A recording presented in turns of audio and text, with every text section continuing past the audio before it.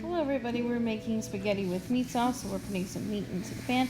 This Thomas is using a ground beef grinder and just mashing up that ground beef into small, tiny bits as it starts to cook.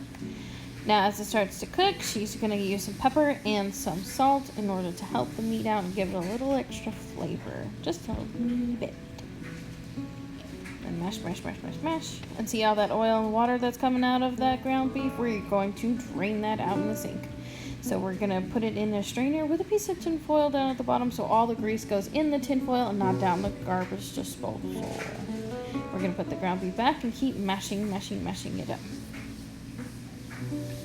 until we see no pink at all. Do not want to see pink. Make sure it's cooked, guys. Then I use some fresh herbs from the garden. I'm using basil and oregano leaves that I saw and I washed and I cleaned for you guys so that you may have nice fresh herbs. Now I'm using olive oil, garlic.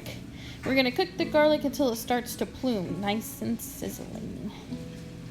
And so when it starts to get just a slightly different color, just like a nice, getting close to that goldeny brown color, we're going to pop in our Italian seasoning and our fresh herbs, and we're going to give it a mix for about 30 seconds here.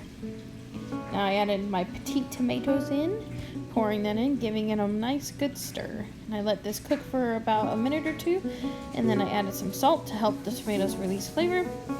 And then another minute or two, and put some pepper, and letting those juices all soak in together. Now I'm putting in all of my cans of tomato sauce and adding all of those in. Now this is to low heat as of right now, but I'm going to turn up the heat to about closer to medium.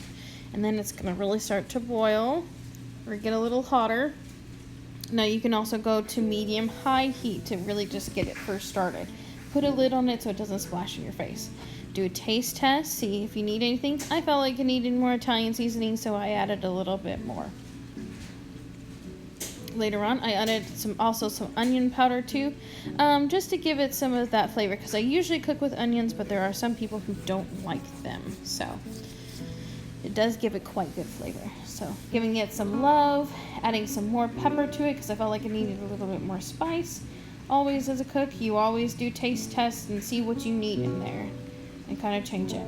I also added some more extra thyme to it as well, because I felt like it needed a little bit more of a sharpness to it, so the thyme is really good. Here is our sauce, all beautiful for you guys to eat.